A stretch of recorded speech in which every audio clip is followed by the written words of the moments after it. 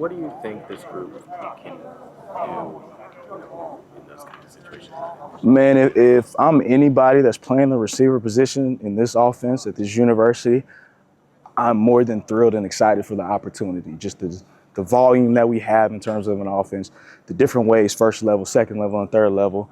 I'm excited, and it really embodies what an NFL offense is. And we mean that, not just saying, hey, you're going to run 4 different routes on the route tree and be great at those. Well, we're going to ask you to run a multitude of routes from the outside, from the slot, jets, reverses, sweeps, naked, all these different type of things. And I think that's going to be the fun part about this offense. And if I'm a guy that, has the ability to win at all 3 levels and specialize in those things, I'm more than thrilled and more excited. So I'm excited with the way that the guys are taking this in, and it's a lot on them. I'm not going to be beside that fact, but if you allow excuses, there'll be excuses. But it's exciting. It's a definitely exciting time from that standpoint. Coach, we got to speak with Benny earlier this week, and he shared that he was part of the leadership group within the team. That seemed to be a lot of pride for him. Just how has he been, obviously leading by example, but also a verbal leader for your room as a whole? Man, you know what? I'd say that was one of the more things we emphasized early on when I first got here. You saw the rise in the spring, but I think even just through 2 practices right now, you start to see a real increase in that. Just him challenging other guys, challenging himself, making sure it's not good enough. And then I always think with the leadership perspective, when somebody holds themselves to a higher standard and it's not good enough, they can hold other people to that standard. And Vinny Anthony embodies that without a question. And he really has done that, and it's paid the dividends within the rest of the room as well. In this day and age, a guy like him could have played the market in the offseason last year. It sounds like it wasn't even a consideration for him. Man, I think that's a testament of a Wisconsin man through and through right there. A testament to him, the way he was raised, the things and the morale and things that are important to him. I think those are things that are testament to him. But also, I think partially just the relationships that are built within this program, the players, the coaches, the staff, everybody that lays hands on the young man played a pivotal part in that as well. So, what stands out as far as Trench's first few practices, the first couple practices back? Yeah, stands out to you? Man, play speed, man. It's a lightning in the bottle right there. That's the fun thing about a kid like that, man. Just different ways that you can be able to utilize that. That's going to be the fun thing about it. But, definitely missed that. Obviously didn't have that in the springtime. But being able to have that out here, man, just the play speed that kid plays with, man, there's no hesitation. And the one thing we emphasize as a room, hesitation kills. And he does not flinch by any stretch, no matter what you ask him to do. And it stood out. And honestly, ever since he's been back, other guys take on to that. They're like, I got to go. Man, that's how it's supposed to look. I got to embody that myself too, man. So it's been a blessing to have him out there. Baylor doesn't have a lot of live game tapes or meaningful reps at Ohio State. I'm guessing you guys relied on maybe a lot of practice film that was sent over. What did you see in that made you think, he was the guy you wanted to bring over here? Yeah, I think tools and the skill set that the kid has, I think that's always going to be the thing that you see, whether it's through the game tape that he has or through other things, word of mouth, whatever the case may be from that standpoint. But also, I just think things outside of the skill set are just vitally important. Like, okay, maybe this is a guy that hasn't played particularly that much at a previous place. Okay, what's his mental makeup? Where's his mindset at? I mean, you're talking about a guy that, hey, this is his last year. Mindset should be like, man, my back's against the wall. It's my last opportunity.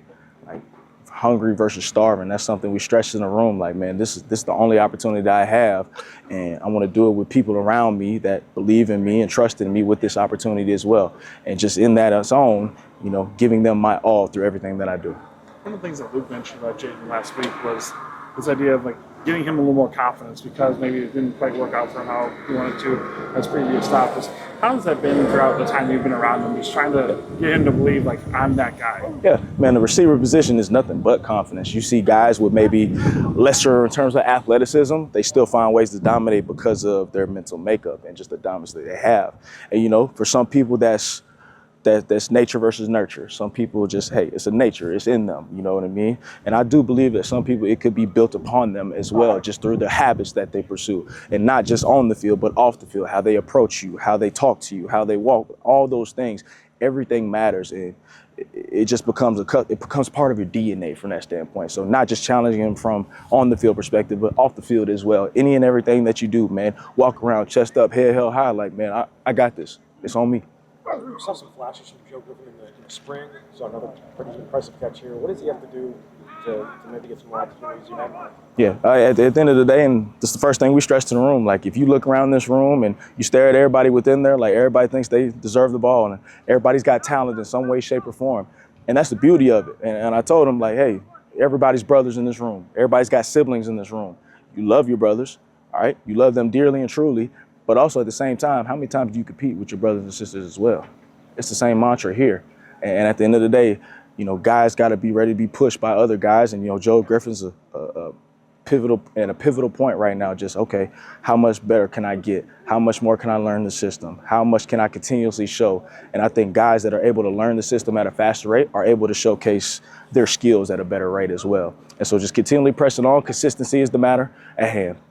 Luke mentioned yesterday the amount of competition you've got in your room and how many guys are right on that edge of, like, could be a big player, could, you know, be on the back burner depending on how they perform. Yes, sir. How do you try to manage that throughout practice and throughout, you know, workouts, everything else, to get guys to step up when they need to? Yeah, clear cut, concise communication, to be quite honest with you. I mean, there's no sugarcoating it to any and every last one of them. There's one ball, guys. No matter where you go, the receiver position is always going to be the position that's looked upon as, you know, viewed as a maybe selfish per se, or whatever the case is there. But at the end of the day, we talk about the idea of complementary football. It is understanding that, hey, the things that are pursuing forward, whether it's your opportunities with the ball, opportunities without the ball, reps, roles, things of that nature, is for the greater good. But for these guys to understand, hey, within a role, I take a role, I earn a role, and I make a greater role from that role. And for each and every guy to understand, hey, I have a role, but if I do well in my role, that role can expand and that role can grow into maybe the things that I wanted it to be or pursue it to be. So I think that's a big portion that we stress upon this room. And, you know, just, hey, it's a lot of reps out here, but it ain't a ton. To kill Crowder's, when he was coming through the portal and you guys, you know, watched him on tape, what stood out to you in terms of, like, hey, this is the guy that I want in that role? Yeah, I think, man, just the play speed, man. The play speed, man. I think one of the more important things from the receiver position is the play style. You know, and he's a guy that he plays fast. Obviously, he's a fast kid, twitchy kid, live body. But, man, he just plays fast as well. You see him do a lot of different things, just from his time in Hawaii, even his time in Kentucky as well, where he was playing in a very similar system like this, you know, very NFL style. And that excites you a little bit, being able to see him work in the slot, work outside, and just the multiplicity that he brings to the table. So it'll just be a matter of him being able to showcase that.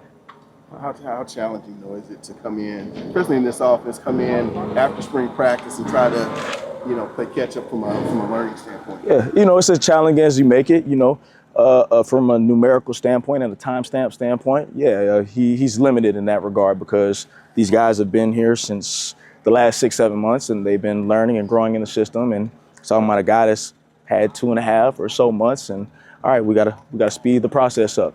But, you know, I think the will and the want to and the hunger to be able to say, okay, I understand that and I am behind, but I'm not going to let that be an excuse for me not to get this system and to make myself maximize the opportunities as well. So, you know, we could sit here and say, yeah, it is a disadvantage, but I think also at the same time, you know, it's a disadvantage if you allow it to be. Time for two more if we got him. Tyler Henry is a guy that's kind of been on that cusp like we were talking about earlier. Where do you think he is at in terms of, like, is he more of an inside guy or more of a slot or more of an outside guy? Like, how do you kind of view him in the context of this offense? Yeah, I think, man, he's a guy that's extremely versatile. You know, the beautiful thing about him is he's a guy that's played in this conference before, which is a fun thing in that its own. But he showcased somebody that can be extremely versatile with some of the things that we're doing on the perimeter, some of the vertical things that we're doing as well. And he showcased that. I mean, you know, even as a returner, just when the ball in his hand, he does a good job. And you see that when we do certain things with him out on the edge. So it's going to be fun to see just how we can garnish a role with him and expand the role as well. And the consistency that he shows will be the biggest privy going forward as well. Coach, to follow up with Tretch just really quick, what have you seen from him in terms of eagerness or excitement to get back on the field, given that he had to spend pretty much, you know, all of spring learning on the sideline? I think everybody in this room knows Tretch, that is not an issue with him. I mean, you talk about somebody that embodies eagerness, embodies loving this game, the passion that we play for this game. I mean, he embodies that. And I mean, ever since, you know, things have transpired, like every day he's hungry, every day he's asking questions, every day he's looking to do more. I mean, he's probably one of the first guys up in the morning. I'm up at whatever time in the morning, and I walk out to the breakfast and he's right there, like, "What's up, coach?" Like, golly, man, y'all don't wake up until another hour or so. But that's who he is. It's not a facade. It's not fake. It's really who he is. And you see that through his play. You see that through his execution. You see that through his confidence. And that's why you don't see any flinch or hesitation out of him. So eagerness, without a question. He's ready to get out there, and I'm excited. And, still some things to grow with and go with. Thanks, Coach. Awesome. Thank you, guys.